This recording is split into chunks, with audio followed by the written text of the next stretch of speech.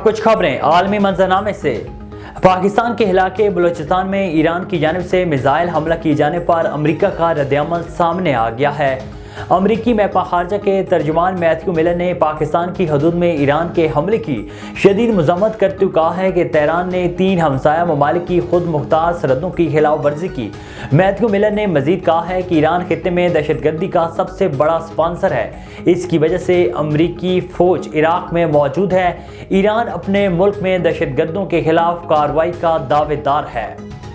غزہ میں اسرائیل کے جنگی جرائم کی تحقیقات کے لیے امریکی سینٹ میں پیش کی گئی قرارداد کثرت رائے سے مسترد کر دی گئی۔ غیر ملکی میڈیا رپورٹس کے مطابق امریکی سینیٹر برنی سینڈرز نے گزشتہ ماہ غزہ میں انسانی حقوق کی سنگین خلاف ورزیوں کی تحقیقات کرانے کے لیے قرارداد پیش کی تھی، جس پر گزشتہ روز رائے شماری کی گئی۔ قرارداد میں امریکی وزارت خارجہ سے مطالبہ کیا گیا کہ وہ عالمی قوانین کے تحت غزہ میں اسرائیل کے جنگی جرائم کی تحقیقات کرائیں۔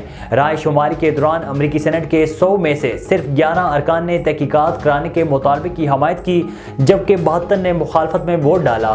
امریکی سینٹ میں حکمران جماعت ڈیموکریٹس کو اپوزیشن جماعت ریپبلکن پر معمولی برتری حاصل ہے، تاہم رائے شماری میں دونوں جانب سے اسرائیل کے حق میں ووٹ دیے گئے۔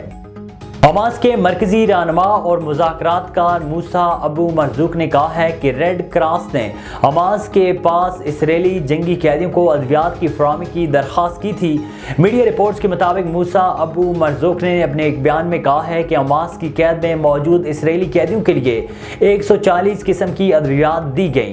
انہوں نے کہا ہے کہ ادویات کی فراہمی کے لیے ہم نے متعدد شرائط رکھیں۔ اسرائیلی قیدیوں کے لیے دوائی کے ہر ڈبے کے بدلے ہمارے لوگوں کے لیے دوائیوں کے 1000 ڈبے دینے ہوں گے۔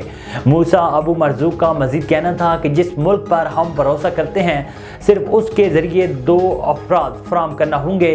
واضح ہے کہ قطر اور فرانس کی ثالثی میں ہونے والے ایک معاہدے کے بعد بدھ کے روز غزہ میں اسرائیلی یرغمالیوں اور فلسطینی شہریوں کے لیے امداد کو مصر پہنچا دیا گیا تاکہ اسے سرحد پار منتقل کر دیا جائے۔